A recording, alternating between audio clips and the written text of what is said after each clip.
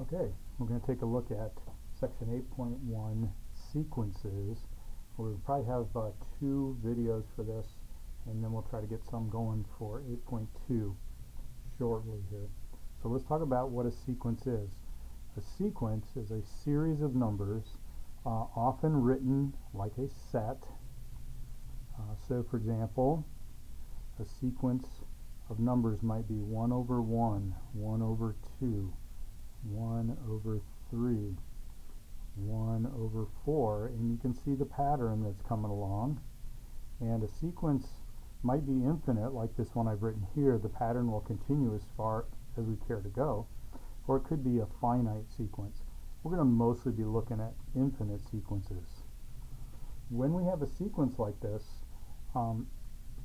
we give it a name, and often the name takes on the form a sub n, like this, and where we might talk about the a sub nth term. And what we try to do here is write an expression that demonstrates the pattern. So as we let the index,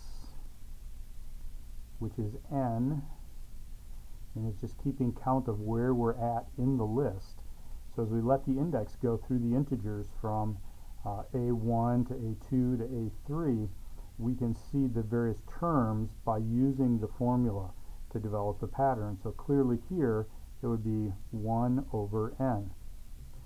When n is 1, the first term in the series, it would be 1 over 1, right there. When n is 2, the second term in the series, the value would be 1/2, right here. Third term, 1/3, and so on. So often when you're working with a series or a sequence, the biggest challenge is finding a formula that will give you the nth term. If you can find a formula that gives you the nth term, generally you can get your way through the rest of the problem. Okay? So the other thing we're interested in with a sequence like this is there a limit? So what would be the limit as n heads towards infinity? If we keep on going, what is the limit of these values? And so we could write something like 1 over n. So this would be asking, what's the limit as n goes to infinity of terms that look like 1 over n? And this is very much like when we're taking the limit of a function, except that with a sequence we just have finite terms. We don't have all the values in between connected by a line like we would on a function. We just have this list of terms. So when we're looking at this limit, we're thinking about if we were to make a graph, say, where the x-axis was replaced by the n values, and the y-axis was showing the a sub n, the function values. So we would have something like this for our graph, and we could graph these various terms in our sequence by doing 1 when n is 1, the a sub n is 1 over 1 or 1. So that would be a discrete point. We wouldn't connect the points, we would just have some points. And when n is 2, the a sub n is 1/2, so that would be right here, 1/2, and when n is 3, we would be down to 1/3, but we wouldn't connect those up. When we're looking for the limit, what we're interested in is there a horizontal asymptote here that these values approach as n goes towards infinity? So it's very much like the limit of a function at infinity, except it's simply a series of terms, so these points would not be connected.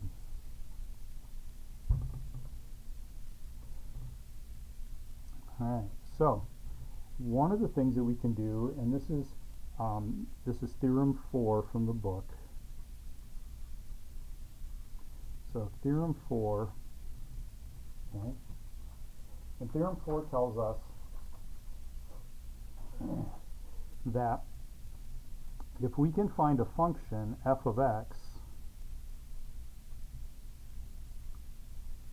where f of x is equal to a sub n when x is equal to n, okay, then I know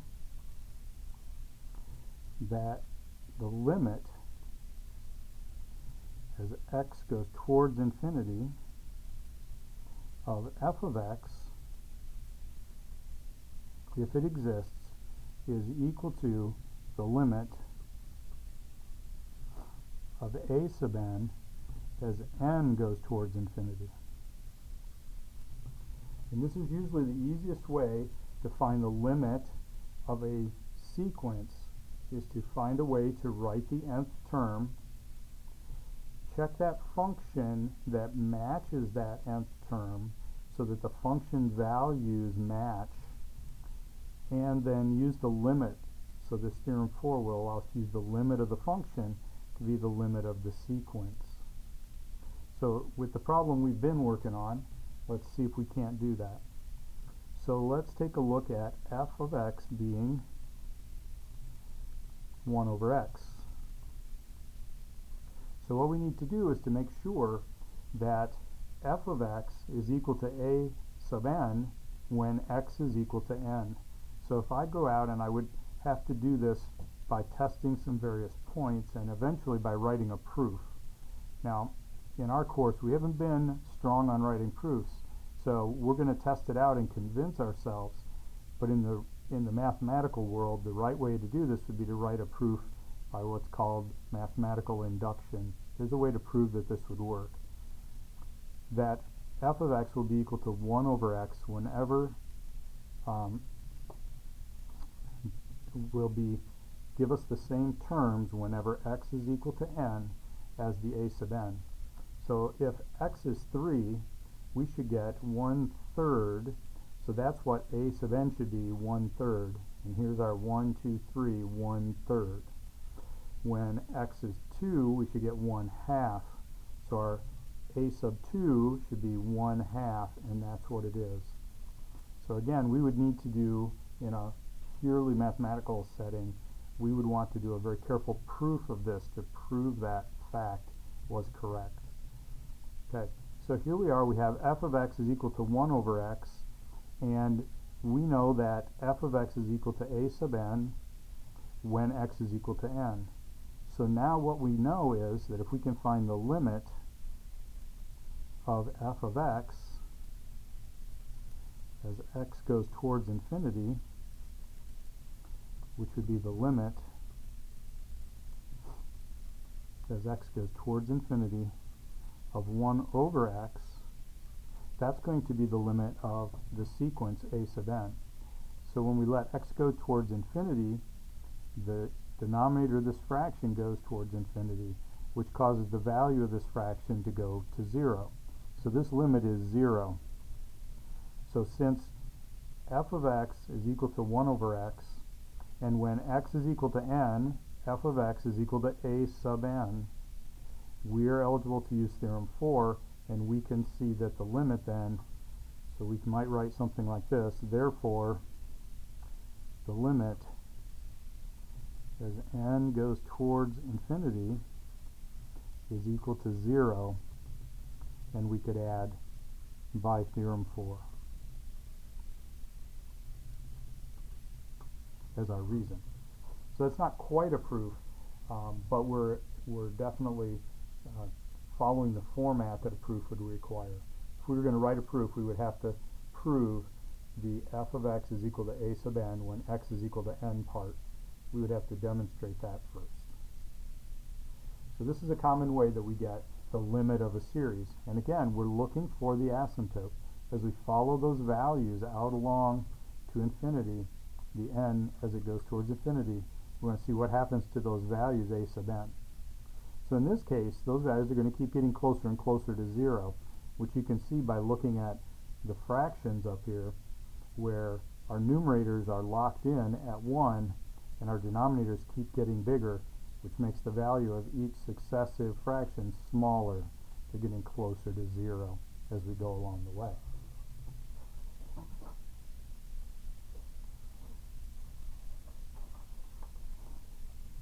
Alright, so you might remember that we had a sandwich theorem for limits, where basically we trapped the function that we were interested in between two other functions that we know well and can find the limits of reasonably easily.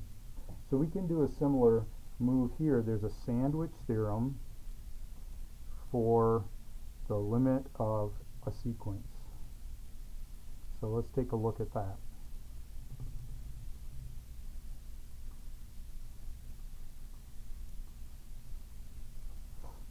Alright. So let's suppose that our a sub n is now given by 1 over n squared. Okay? And we could write out some terms of that if we wanted to. So we'll do a few. Just get a little practice. When n is 1, the first term would be 1 over 1 squared.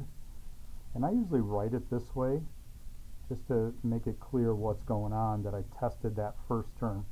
And now our second term would be 1 over 2 squared. So that would be 1/4. And our next term would be 1 over 3 squared, 1/9. And we could all follow that pattern. Alright, so we would like to use the sandwich theorem to find the limit of this sequence as n goes towards infinity. So what we need to do in order to use the sandwich theorem is we need to trap this sequence of values with another sequence of values.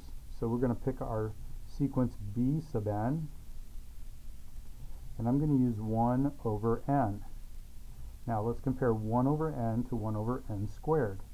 Whenever we take a positive integer n and we square it, we're either going to have the same value as n squared in the case of 1, or for any higher value, when we square it, we're going to have a larger denominator than we have here.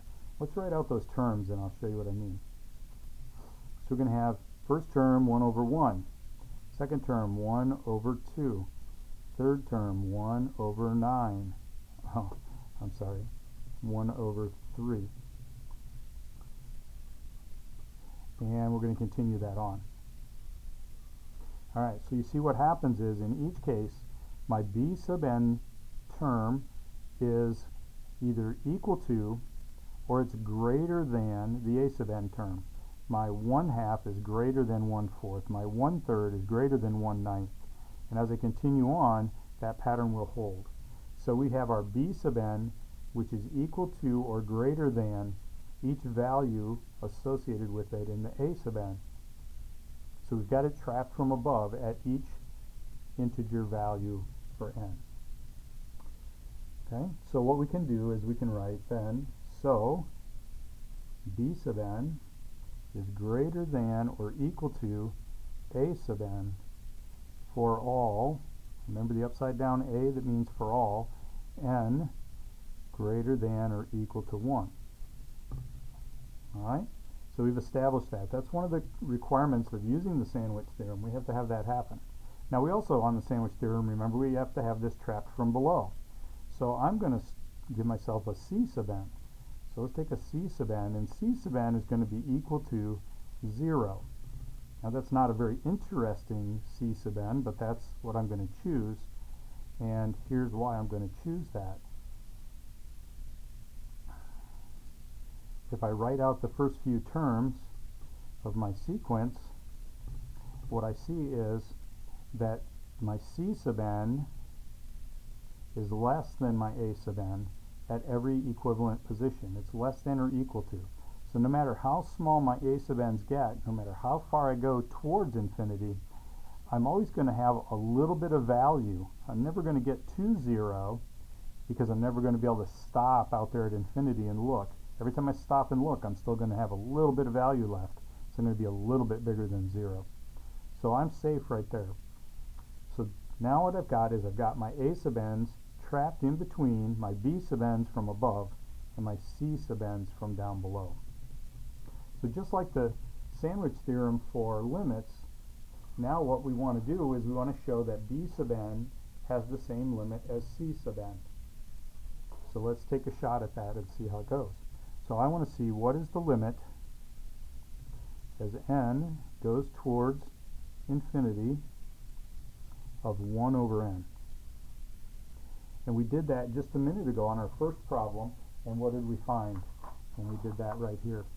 We found that that limit of 1 over x was 0. So the limit was 0. So we have this from the previous problem, and you could reference that here if you wanted to. And then we also see that the limit as n goes towards infinity of 0 is equal to 0. Because the limit of a constant, remember, is always equal to the constant. So now my sandwich theorem tells me that if b sub n is greater than or equal to a sub n, which is greater than or equal to c sub n for all n greater than some initial value, n naught. What this means is that it doesn't necessarily have to start working in the first few terms, that's okay, but once we get out the list of ways, this has to hold true. So we could skip down a few terms if we had to get it to work, because it's really what happens way out towards infinity that matters here. So if b sub n is greater than or equal to a sub n, which we know, we checked it carefully here, and a sub n is greater than or equal to c sub n, and we checked that right here, for all n greater than some starting point n naught, and in this case it works from n equals 1, so we're good to go. Then, oops, I'm sorry, not then, we want and, this is our sandwich theorem, and the limit as n goes towards infinity of b sub n is equal to the limit as n goes out to infinity of c sub n, then because a sub n is always trapped in between these two, and these both have the same limit, so we could also even write equals some value L, whatever it might be, the limit. Okay? So as long as b sub n and c sub n come together at the same limit out there somewhere, and a sub n is stuck in between them forever because it's always less than b and it's always greater than or equal to c, it's forced to take on the same limit. So then the limit of a sub n as n goes towards infinity is equal to L. Okay? So this is our sandwich theorem. We've set up all these conditions on the if, the way we chose our b sub n and our c sub n, and we demonstrated that the limit of the b sub n is equal to the limit of the c sub n. So we now know, therefore, oops, I moved that up a little, therefore we now know the limit of 1 over n squared as n goes towards infinity is equal to 0, because it's trapped in between the b sub n and the c sub n, and the sandwich theorem does that for us. So you could even close this up by writing by the sandwich theorem. Okay? So this is another way that we can find the limits of a sequence. Alright, I want to grab one more topic in here.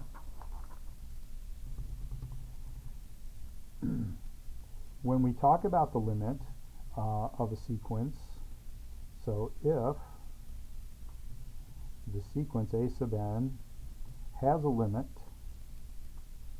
that is finite, so it has a finite limit, it's a countable number that we can recognize and determine, has a finite limit, so the limit is not infinity, has a finite limit, we say it converges.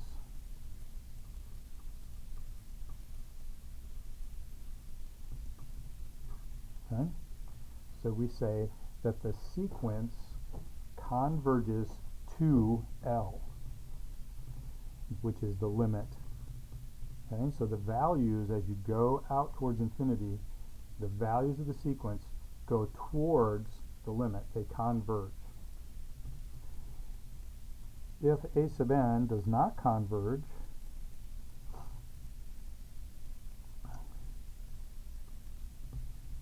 So if it does not converge,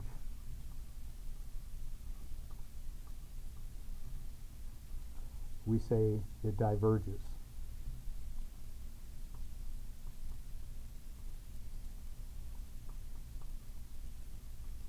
So diverges could mean